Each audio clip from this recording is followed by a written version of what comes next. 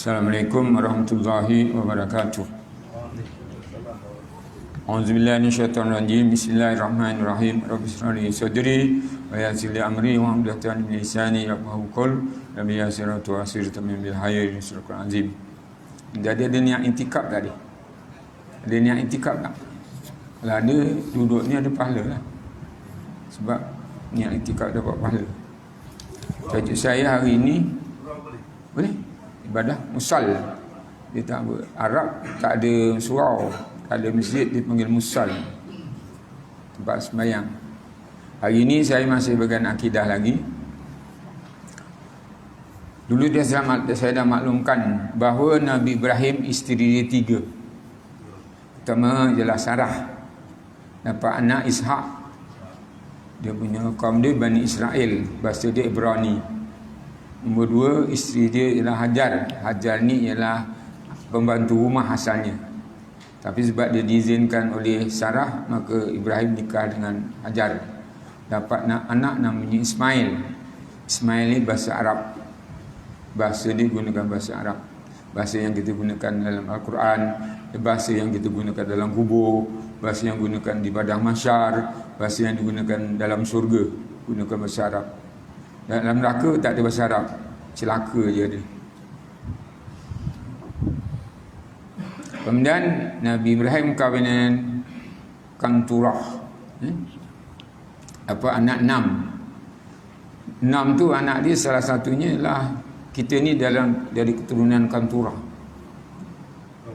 Bukannya dulu yang bahasa Arab, kita ni keturunan Kanturah. Sebelah Vietnam, Malaysia, Indonesia, kita ni keturunan daripada situ.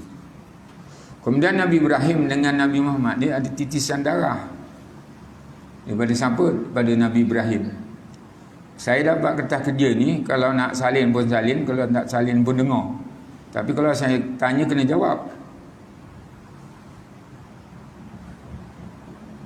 Riwayat hidup Nabi Muhammad SAW dengan Nabi Ibrahim. Riwayat hidup ni, dia ada titisan. Dan saya dapat kertas kerja antara Nabi Adam dengan Nabi Ibrahim pun ada titisan juga. 52 titisan baru jumpa Nabi Muhammad. Tapi dengan Nabi Ibrahim ni 24 titisan aja. Kalau nak eloknya dicantik, pasal apa besok kita boleh jelaskan pada anak cucu kita. Dengar tu boleh, bukan tak boleh dengar, tapi kadang-kadang maklumlah macam saya ni kuat pelupa, sebab tu saya sakit. Macam Haji Ajah ni, dia tak kuat lupa, dia kuat ingat. Kalau ditanya tak ingat, itu je.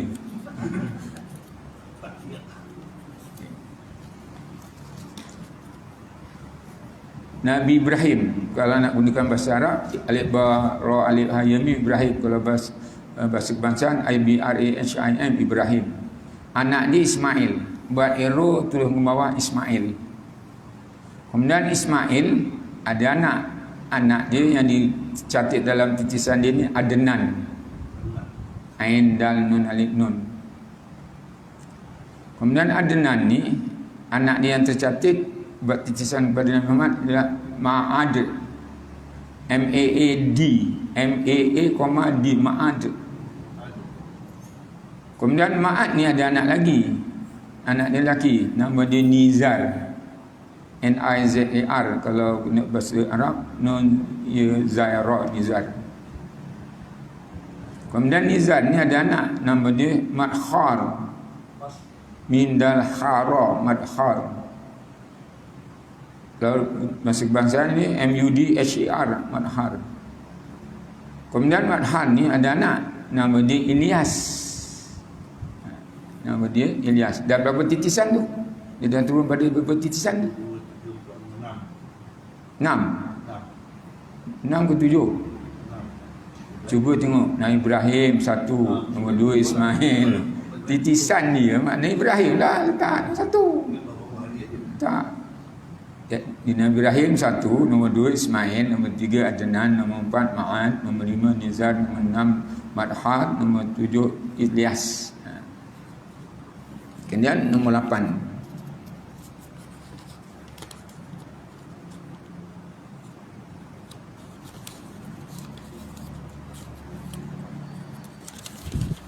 Nombor 8 nama dia Madrakah min Darakabha. tak merbutah. Min dan rakab ha tak merbutah. Madrakah. Ya. Kalau ni MUDRIKH madrakah. Kemudian ada anak lagi namanya Huzaimah. Biasanya Huzaimah ni lelaki ke perempuan? Kita tahu perempuan, sebenarnya Huzaimah tu lelaki. Sama juga teman Nabi Muhammad meniaga ke negeri Syam, siapa nama dia? Maisarah tu bukannya perempuan, lelaki. Kemudian Madrakah ni ada anak nama dia Huzaimah. Huzaimah ada anak lagi, dia ambil yang titisan laki-laki ya. Kinanah. Ka nun alif nun ha Kinanah. KINANAH Kinanah.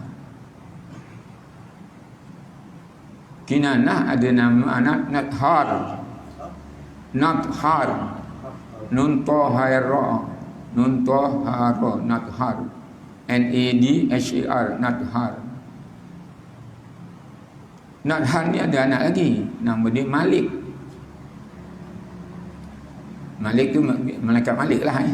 Tak dia nama titisan dia. Malik, MALIK, Malik. Kemudian Malik ini ada anak Fihyar. Fihyar. Fihyar. FIHIR. Fihyar. Kemudian dia ada anak nama dia Ghalib. Nama biasanya orang Melayu ada nama Ghalib ni. Ghalib, Ghin alif lam ba, Ghalib. GHALIB, Ghalib. Saya tulis dua-dua ni kadang-kadang nak senang ingat ya. Bangsaan ni dia tahu. Lu'ai, lam ra an zahir, Lu'ai. LU,AI, Lu'ai. Lu'ai lah, Lu'ai. Kau dengan aku. Itu bahasa Cina. Kemudian Lu'ai ni ada anak nama dia Ka'ab. Ka'ab ain ba. Kalau bahasa ni ejaan bangsa ni KA,AB. Ka'ab.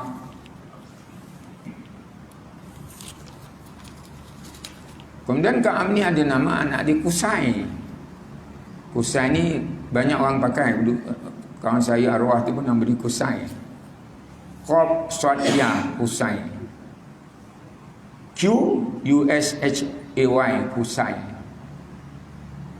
Kadang-kadang anak kita bahasa Arab ni dia tak mahir. Kita sebut dengan bahasa mudah dia ingat.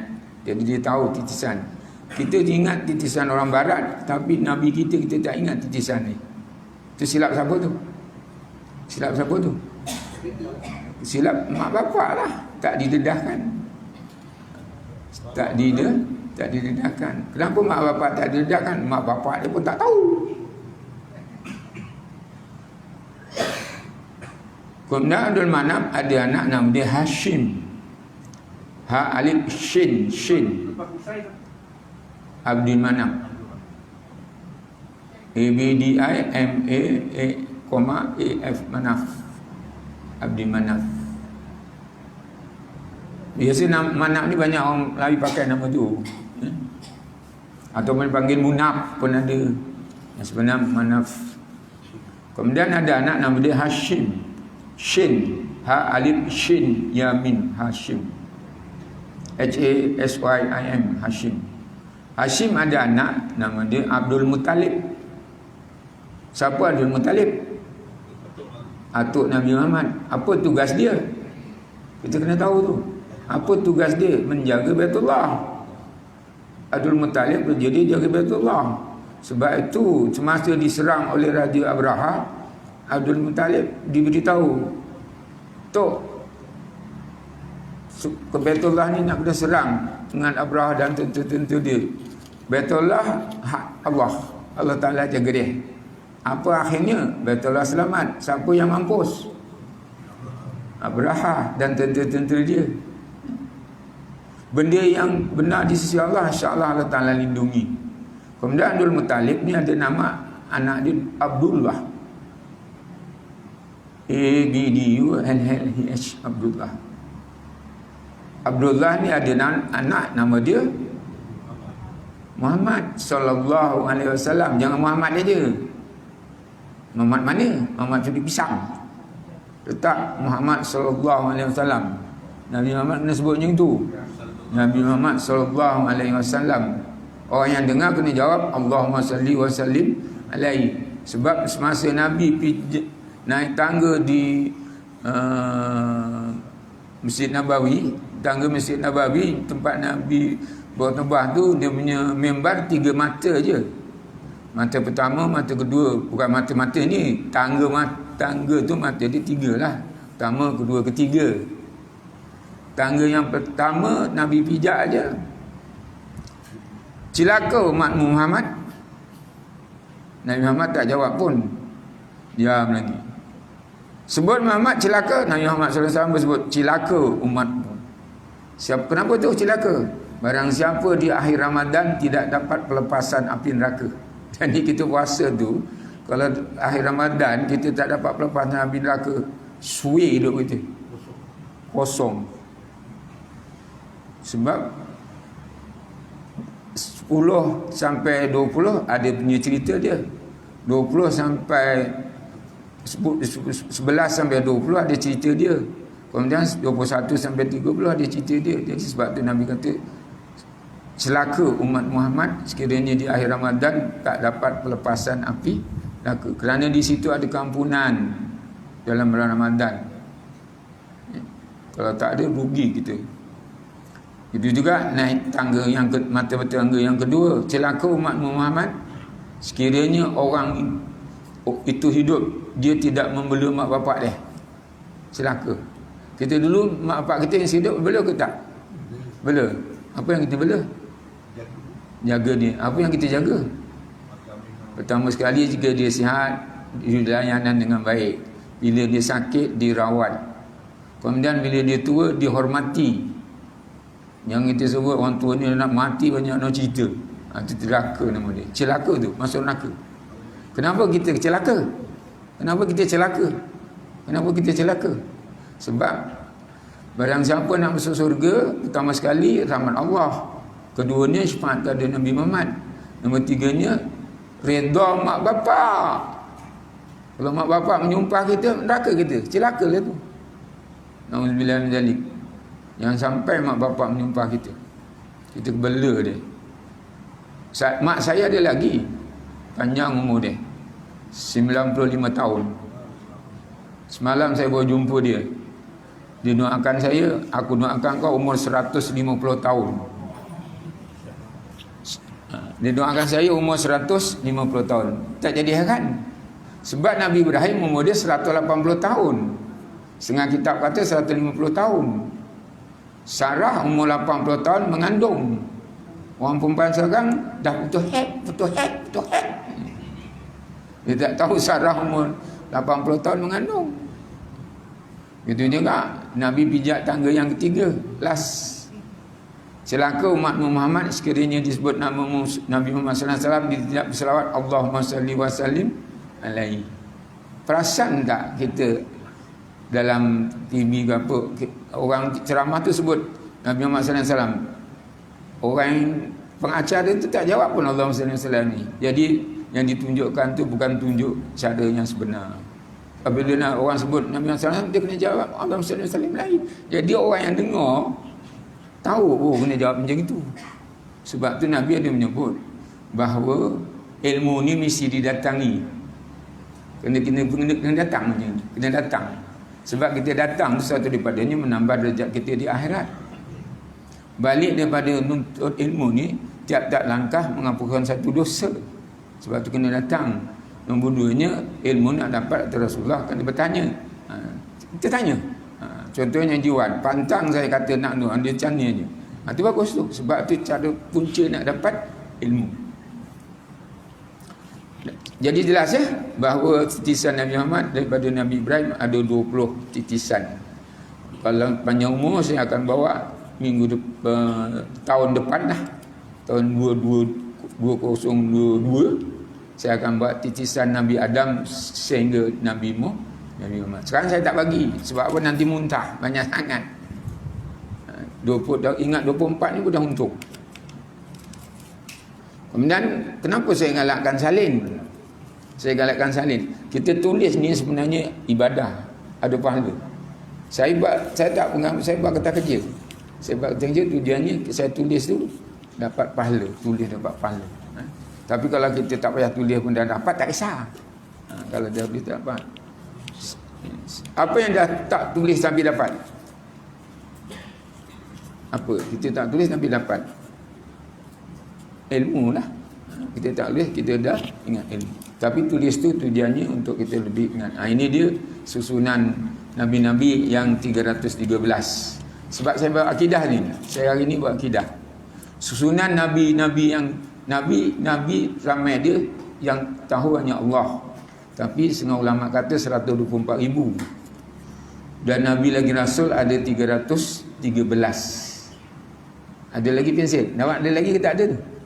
Kalau tidak awak catat. Kalau tak ada, dengar dia. Okay. Pertama sekali Nabi Adam. Ini penting ni kita tahu ni. Sebab di zaman akhir-akhir ini kebanyakan anak-anak tak tahu. Bukan anak-anak tahu, bapak-bapak pun tak tahu. Mak-mak pun sama juga. Nak marah-marahlah. Nombor 2-nya Nabi Idris.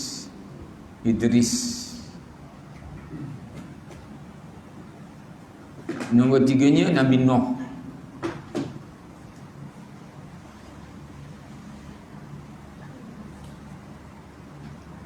Itu nombor 4-nya Nabi Hud. Tapi pada Nabi Hud tu titisan dia dah ke-10 dah. Nombor 5-nya Nabi Saleh. Kalau pada titisan yang sebenar dah nombor 18. Tapi nombor 6 Nabi Lut. Titisan dia yang ke-18 dah. Kemudian Nabi Ibrahim yang ke-7. Titisan daripada Adam dan nombor 20. Daripada Ibrahim, Ismail yang ke-8. Ikut titisan dia daripada Nabi-Nabi yang 313 dan nombor 21. Kemudian Nabi Ishak yang ke-9. Ikut titisan dia dan nombor 22. Kemudian Nabi Yaakob nombor 10. Ikut titisan dia dan nombor 23. Kemudian yang ke-11 Nabi Yusuf. Sebenarnya kita kena tahu. Sebab saya sebut ni, kita kena tahu, wajib tahu. Nama-nama Nabi ni wajib tahu. Tak tahu kita berdosa. Selagi tak tahu cukup yang saya sebut ni, kita masih berdosa lagi, masih tertanggung dosa. Nabi Yusuf yang ke-11, tapi ikut titisan dia yang ke-24. Kemudian yang ke-12 Syuaib. Ikut titisan dia dah ke-26. Yang ke-13 Nabi Musa. Titisan dia 27. Yang ke-14 Nabi Harun. Ikut titisan dia yang ke-30 dah. Kalau disusun satu-satu tu dia 30. Kemudian yang ke-15 Nabi Yunus. Ni kena tahu. Tapi yang datang ni dan dengar dia dah tahu. Dah lepas dosa dia. Walaupun tak faham. Dengar saya punya ni lepas dosa. Lepas dia dah tahu. Tanya balik aku lupa. Lepas dah. Dah lepas. Yunus yang ke-15 dah. Yang ke-16 Ilyas. Ikut titisan dia dah 38. Yang ke-17 Nabi Sulaiman. Nabi dan raja yang paling kaya. Sebab dia kahwin dengan Ratu Balqis. Kemudian yang ke-18 betul Nabi Daud. Ketitisan dia yang ke-40. Yang ke-19 Al-Yasa. Ketitisan dia 41. Yang ke-20 Nabi Ayub. Ketitisan dia dan 42. Kemudian ke-21 Zulkif. Ketitisan dia 49. Yang ke-22 Zakaria. Ikut titisan dia dah 309. Titisan dia nombor 309. Nombor ke-22 Zakaria, betul dah. Nombor 23 Yahya. Ikut titisan dia 310. Ke-24 Isa 312 titisan dia. Yang akhir sekali Nabi Muhammad sallallahu alaihi wasallam 313 titisan dia. Itulah dia. Kita tahu nama 25 lepas dosa, tak tahu tetap berdosa. Tapi saya dah terangkan macam ini lepas dosa dah, sebab kita dah tahu. Ingat tu nasib, tapi dah tahu. Titisan yang akhir sekali 313 adalah Nabi Muhammad sallallahu alaihi wasallam yang ke-25. Dan Nabi yang paling yang dapat ulul azmi saya dah terangkan tadi. Dapat Mustafa Mustar, Nabi Muhammad SAW. Nabi Muhammad seorang yang dapat Mustafatul Mukhtar. Ulul azmi yang paling tinggi sekali Nabi Muhammad SAW, sebab dia tak mudah menyerah kalah. Kemudian dia punya syafaatnya ditunggu untuk besok hari kiamat. Dia tak lepaskan di dunia ini. Sebab tu kita kena banyakkan salawat pada Nabi SAW. Itu ada bahagian akidah. Sebelum saya menyeberang pada bab yang lain ni, siapa nak bertanya saya benarkan. Okey. Waalaikumsalam. Macam mana kita dapat tahu bahawa Nabi Muhammad tu daripada Quran Nabi Ibrahim adalah Arab. Daripada Arab. Sedangkan Nabi Ibrahim daripada keturunan tu, sebab dia ada Nasrani kan? Nabi Ibrahim di sini dia tak sebut, dia sebut titisan Nabi Ibrahim daripada isterinya Sarah, titisan dia Ishak. Dia punya bangsa kaum dia pada masa tu Bani Israel. Bani Israel tu Islam, Yahudi tu yang kafir. Kemudian bahasa dia Ibrani. Jadi Nabi Ibrahim bahasa Ibrani. Kemudian titisan pada Hajar Ismail, bahasa dia bahasa Arab yang guna pakai di Al-Quran dan di dalam surga. Tak maksud saya kalau sekarang di kelebih keturunan ada dengan bapak kan. Kalau bapak dengan Melayu lah keturunannya. Kalau bapak jauh keturunannya. Tapi adakah daripada zaman Ibrahim itu di keturunan mak? Pada Nabi Ibrahim dengan Ismail. Tengok keturunan mak lah, sebab ajar mak dia Arab. Bahasa Arab. Kita ni daripada Kanturah, 6 anak. Dia punya titisan dia masuk kita adalah ni. Ada Melayu, ada apa semua, tapi kita ni, jadi kita ni titisan daripada Kanturah. Nabi Ismail titisan daripada Hajar. Nabi Ishak titisan daripada Sarah. Jelas Alhamdulillah. Please. Ini apa yang saya baca dalam kitab lah. Nabi Muhammad SAW, hal ini sangat ajaib. Aku melihat apa yang dilihat oleh Nabi Muhammad. Kata Nabi Rasulullah SAW, seorang umat didatangi oleh malaikat maut. Orang ni dah didatangi malaikat maut, dah raun dah datang. Tujuannya malaikat maut ni siapa? Malaikat maut tu siapa? Kita ni ada tak malaikat maut? Ada. Kita tahu tak dia ada ke tak ada? Tahu. Malaikat yang paling ramai sekali ialah malaikat maut. Sebab apa? Tiap-tiap nyawa tu ada malaikat. Contohnya satu ekor semut pun ada satu malaikat dia. Sebab saya ditanya pada tsunami tahun 2004, Indonesia berlaku kematian berapa? Sekaligus 200,000 orang lebih. Macam mana Ustaz? Kelam kabut lah malaikat maut campur nyawa orang. Itu menunjukkan kita tak dapat pendedahan. Sebenarnya tiap-tiap orang ada malaikat maut. Dia raun je. Satu hari dia ingatkan kita ni. Ingat. Satu aja. Wahai anak Adam. Dia ingatkan kita bahawa aku ni adalah tempat yang gelap gelita. Siapa tu? Kubur yang kan kata, aku ni adalah tempat yang gelap gelita. Kalau kau nak terang, tahajudlah. Tahajud di mana? Sembahyang waktu malam. Paling minimum sembahyang waktu malam ni bila?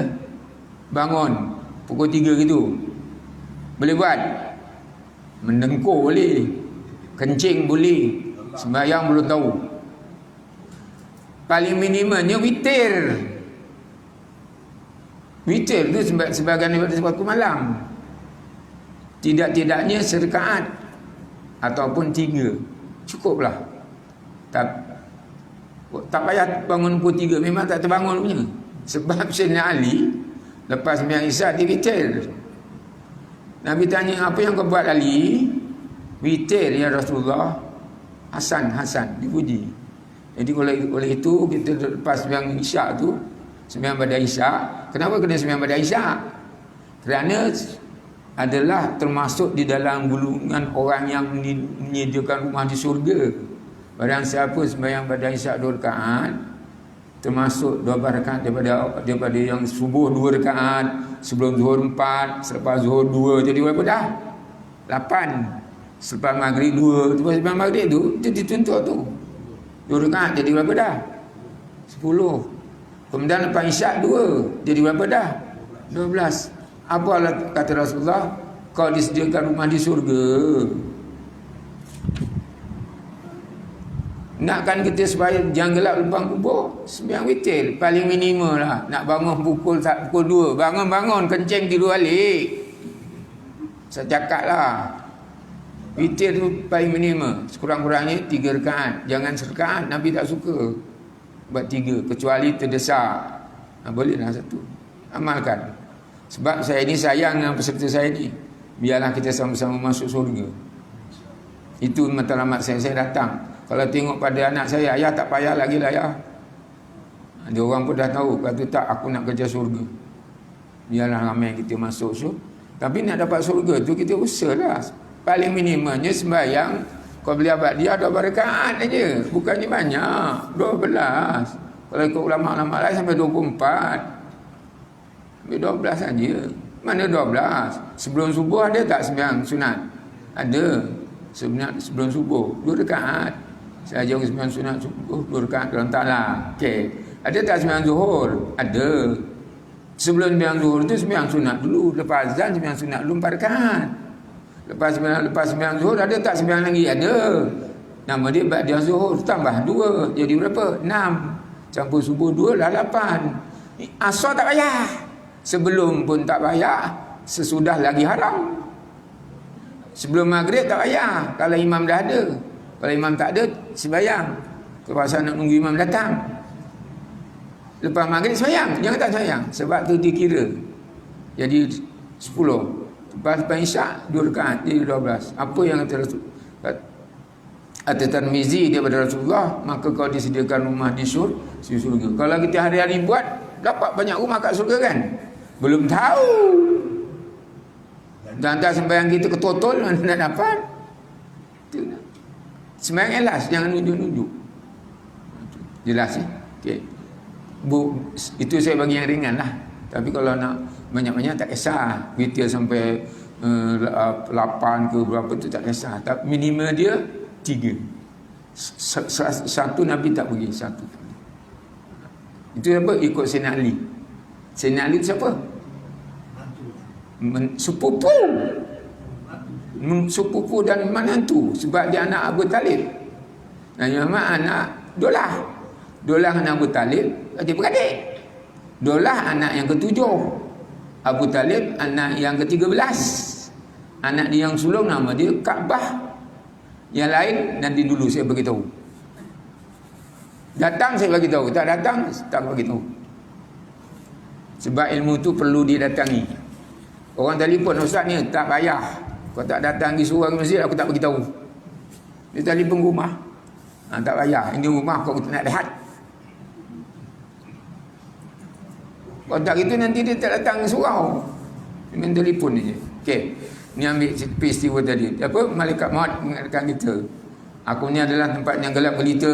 Jadi nak terang kena sembahyang malam. Paling minimumnya witir. Disuruh tu.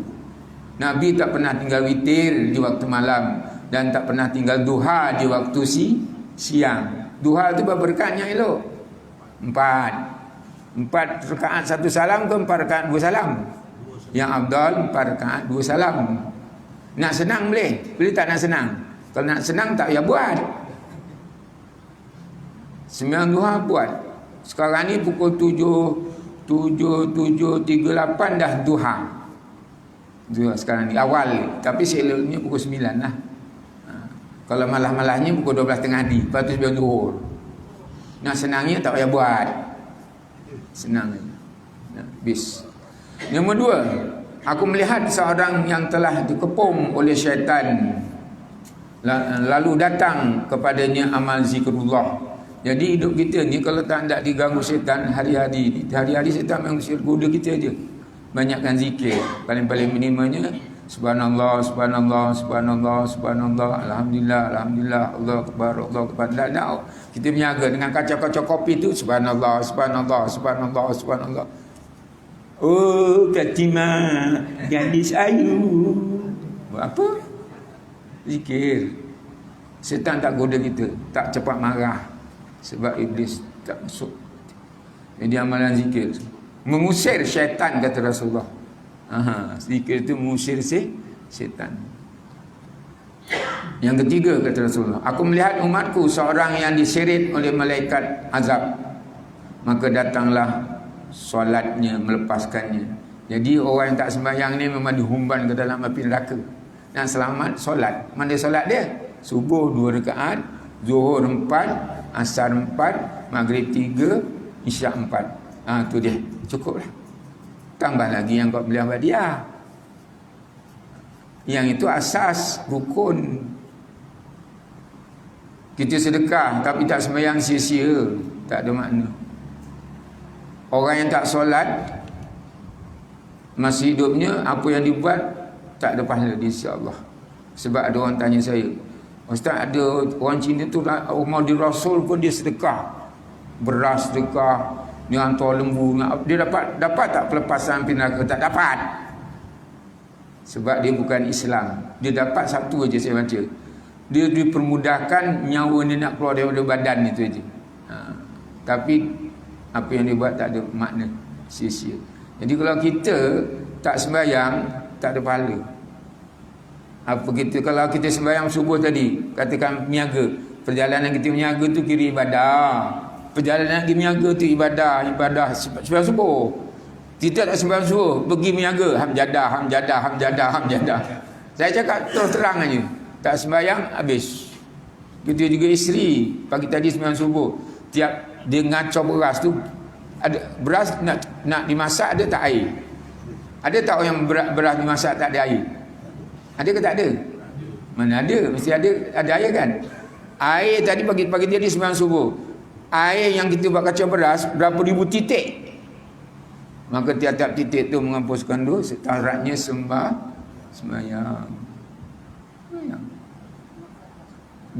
Orang bosan-bosan dengan siapa pasal sembahyang. Tapi ada orang kata, alah, awak sembahyang bukan kaya. Barang siapa menghina perintah Allah, saya akan satu cerita. Boleh cerita? Boleh tak cerita? Oh, cerita suka je. Saya tak cerita lama-lama, tak lama. Saya cerita tentang cerita suka je. Okay. Cerita dia macam gini. Di Kahirah. Kahirah ni dekat Pantai Layang ke dekat Tanjung Mas? Mesir. Okay.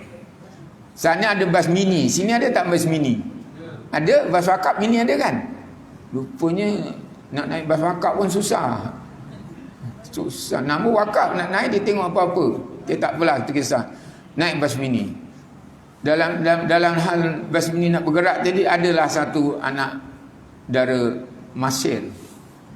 Orang Mesir ni memang cantik-cantik, kulit dia pun cantik-cantik. Kalau nampak memang ceh. Dia naik. Tapi anak dara ni tadi dia pakai hot pants. Pakaian dia terlalu pendek dan ketat. Dalam bas tadi bergerak, ditahan oleh seorang tua lelaki. Yang nahan tu siapa? Lelaki. Siapa lelaki? Kita lah. Cakap kita aje lah. Pula ni susah nak cakap. Tan, dia pun naik. Budak ni tadi kebetulan dia duduk bas mini tu, duduk kursi yang depan orang naik tangga tu. Ada tak bas mini orang naik tangga? Suka tak dia? Gua sukalah. Dia tengok.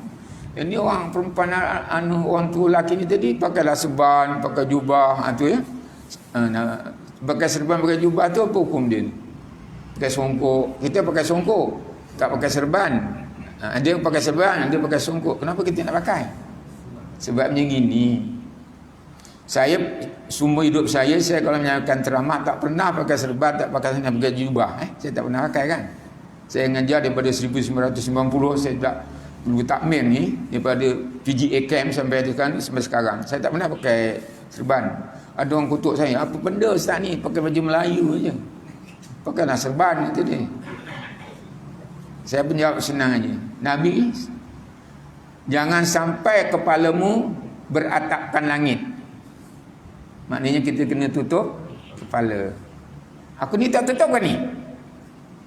Terdiam ni. Kemudian Nabi tadi menyebut, jangan kau makan beratapkan langit. Maknanya kalau kita makan kat Tanjung Mas tu, cari bangunan. Jangan duduk di tepi sungai, takkan beratapkan langit.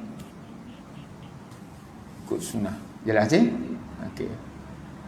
Berebut besok duduk kat bawah bangunan penuh. Tak apa, kita buat. Saya nak cerita apa tadi, perempuan tadi kan. Lelaki ni, orang tua ni duduk sebelah. Sebelah. Dia ni sebelah. Dia duduk sebelah tu, dia naik nafsu ke apa tu? Agak-agak. Dia nafsu. Nafsu apa?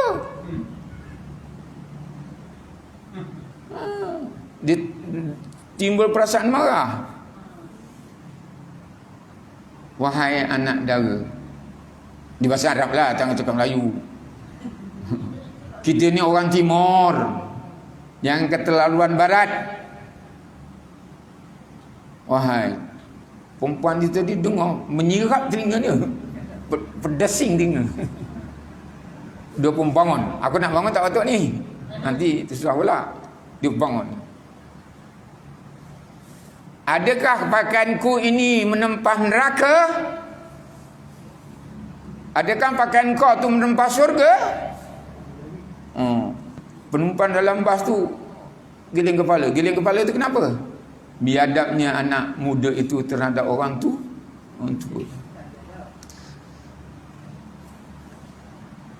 Bas bergerak. Ni cukup masa ke tak cukup masa ni? Cukup. Woi, cerita ni ada pengajaran. Bergerak. Okey. Rupanya anak dara ni tadi dendam hati dia, membara. Menyirap. Dia ambil handphone dia. Handphone. Ada handphone? Ada je. Okay. Engkau pergi telefon malaikat. Di handphone dia tu ambil engkau telefon. Adakah engkau dah tentu masuk surga? Ataupun aku ditentu masuk neraka? Orang tua tadi begitu serupanya mulut dia lah, maknanya dia melawan hukum Allah. Dia pakai hot pen tu kan berdosa, terbuka aurat. Sebab tu saya minta maaf lah, anak-anak kita kalau nak keluar rumah, yang perempuan kena pakai tudung, sebab tu aurat. Selai rambut boleh tergantung orang tu besok masuk neraka kalau dah balik. Dia punya pasal. Kalau belum balik, bapak kena beritahu. Rupa dendam tak habis. Dia tunjuk handphone. Orang Arab tu tak, orang lelaki tadi tak apa-apalah. Dia tak dengar nasihat kan.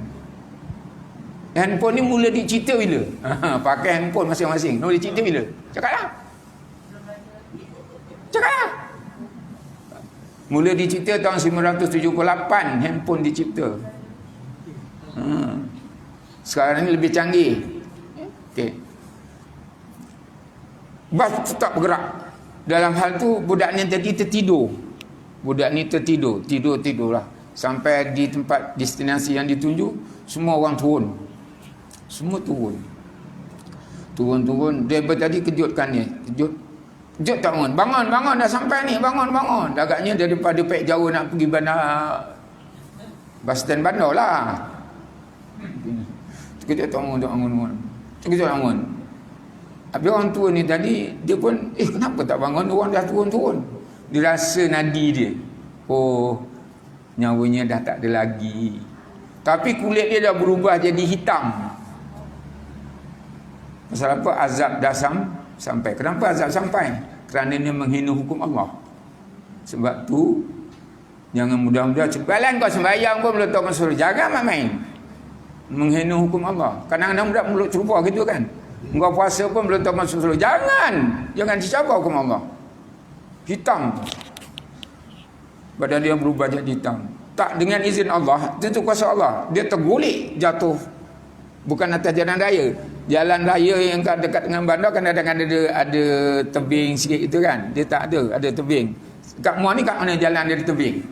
Dah tak ada dah kena tolak dengan bulldozer. Sangkut kat tu. Apabila nak tolong orang tua ni tadi tak sampai hati, terasa panas. Dia anggap panas. Akhirnya dia tak sanggup, dia panggil lah yang berurusan. Ini menunjukkan apa? Azab dah sampai sebelum dia masuk neraka. Ngam-ngam bunyi tetot. Okey. Apa pengajarannya? Itulah dia, azab kalau dah sampai sebelum kita masuk kubur dah berubah. Azab dah sampai dulu. Neraka belum lagi.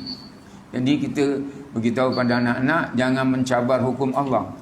Kalau tak sembahyang dah, jangan cerita, "Alah, bapak sembahyang pun tak masuk surga lah, Pak."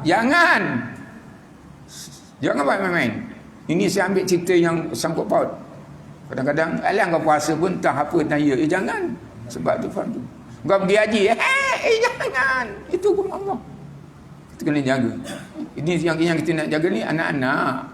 Dia selalu cerupa. Padahal berbahaya cakap tu. Kalau ikut syarak, hukumnya dia apa? Jadi kufur. Tidak hukum Allah. Bis. Saya dah nyatakan tadi, kubur ingatkan kita bahawa suruh salat malam, bukan nak dengan tahajud. Witir tu pun jadilah paling minima. Tapi kalau nak tahajud lagi bagus. Saya ambil lagi. Kemudian kubur ingatkan kita lagi, "Wahai anak Adam, kau pijak punggungku ni. Kau ingat bahawa aku ni adalah tempat yang berdebu." Kita ingatlah. Banyakkan sedekah dan sebagainya. Sedekah ni kan mesti duit tak payah. Tunjuk jalan pun sedekah. Pakcik, mana nak pergi parit jauh, dia dah dekat jalan sini. Kau terus ke sana, pergi jalan naik dia sana. Okey. Saya masuk yang berapa dah ni? Cerita apa tu? Cerita zikirullah kan? Salat. Nombor 4. Aku melihat seorang dari umatku yang kehausan. Setiap kali dia mendekati sebuah telaga, dia diusir dari telaga itu tersebut. Selepas itu datanglah pahala puasanya. Dia. Jadi kalau kita puasa ni, besok di akhirat kita tak dahaga. Kalau boleh kita puasa Ramadan, dapatlah itku minan nar, makna melepaskan daripada api neraka. Kalau elok kita puasa Senin dan Khamis. Isnin puasa, Nabi Senin pun puasa, hari Khamis pun puasa. Kenapa Nabi puasa hari Senin? Kenapa Nabi puasa hari Khamis? Ya Rasulullah, kau dah dijamin masuk surga, kau puasa lagi? Ya, itu hari lahirku. Keduanya, hari Senin amalku dibawa naik ke langit oleh malaikat hafazah. Malam ni amal kita dibawa naik ke atas. Saya menyampaikan ni, malaikat catat, dibawa naik ke atas, jumpa Allah. Kemudian hari Khamis gitu juga. Hari Khamis malam Jumaat amal kita dibuat naik ke atas. Kalau boleh puasa, kalau tak boleh puasa makan aja. Ambil cerita. Ya. Kalau ibadah puasa. Okay. Ambil yang kelima. Sampai 5 kita berhentilah. Aku melihat seorang mendatangi para nabi, kumpulan para nabi masing-masing duduk secara kumpulan. Setiap kali menghampiri, diusir, dilarang oleh para nabi untuk minta ini. Lalu datanglah mandi hadas besarnya. Jadi kalau boleh kita mandi hadas besar biar sempurna. Salah satu sempurna Nabi ada menyebut, barang siapa mandi hadas besar tak cangkung, memang tak sempurna. Mandi hadas besar siapa tak cangkung memang tak sempurna. Haram tawaf, haram duduk dalam masjid, haram pegang Quran, haram bawa Quran. Saatnya mandi hadas besar sempurna. Rasanya di sini saya dah sampaikan kan, mandi hadas besar sempurna. Setakat ni dulu kita sampai nombor 5, dia ada 13. Kalau sampai 13 pukul 9 malam tak habis. Setakat ni dulu. InsyaAllah kita sambung lagi. Pertanyaan dibuka. Itu cara Rasulullah menyampaikan. Akhir dia nak tanya, boleh tanya. Kalau tak, tutup. Mandi wajib kata kalau tak duduk, tak cangkung, haram. Tak cangkung, tak sah mandi wajibnya, tak sempurna. Saya tak cakap haram. Saya cakap mandi sempurna, wajib tak sempurna. Bagaimana soalan tu, dia tak cangkung, dia ambil air, dia lalu kat tu, dia masuk kaca lubang. Air itu sampai. Mana kalau lelaki dubur, kalau perempuan kubul. Kalau perempuan duduk kena sampai. Kubul kemaluan depan, dubur kemaluan belakang. Lelaki dubur sampai kan air lah. Sampai tapi tak duduk. Dia berdiri. Dia berdiri sampai kan air. Kata Rasulullah, itu yang awak tanya kan. Tapi Rasulullah macam ini, barang siapa mandi hadas besar tidak cangkung, bukan sampai air, dia kena cangkung. Nak pegang tu kena sampai air. Nak ikut cakap orang ke nak ikut hadis Rasul? Dah cukup. Kalau cangkung dia mudarat, katakan sakit, itu lain cerita. Nak sakit ke tak nak sakit? Tak nak cangkung. Itu pertanyaan tu betul. Itu bagus nak dapat ilmu. Tapi kata Rasulullah kena cangkung. Ada tak yang biasanya cangkung ni siapa yang kalau orang budak kecil nak berak, dia cangkung tak cangkung? Cangkung. Tapi ada tak yang tak cangkung berak? Ada yang pakai pampers. Jadi orang yang dah pakai pampers. Asalkan ni dulu maaf lahir batin, ya. Dah tutup pasang kat tangan. Ya, okey. Tak clear, buka dulu.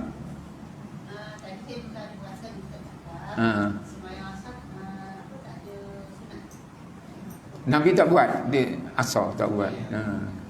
Tapi ulama dia buat 4 rakaat. Saya tak cakap ya. Saya suruh buat subuh, zuhur, maghrib, isyak. Ulama dia buat sebelum asar 4. Tapi Nabi tak buat. Lepas asar lagi tak buat sebab hukumnya haram. Kecuali di dalam Masjidil Haram. Dalam Masjidil Haram tidak ada waktu haram. Tapi Arab sana pun ada yang balul. Saya masuk dalam masjid tu, saya nak tawaf tak sempat. Saya sembahyang tasan masjid. Haram. Lepas salam saya tengok ada juga yang balul. Dalam Masjidil Haram tidak ada waktu haram. Jelas ya? Okey, sampai sini dulu. Maaf lahir batin. Kita jumpa lagi. Assalamualaikum warahmatullahi wabarakatuh.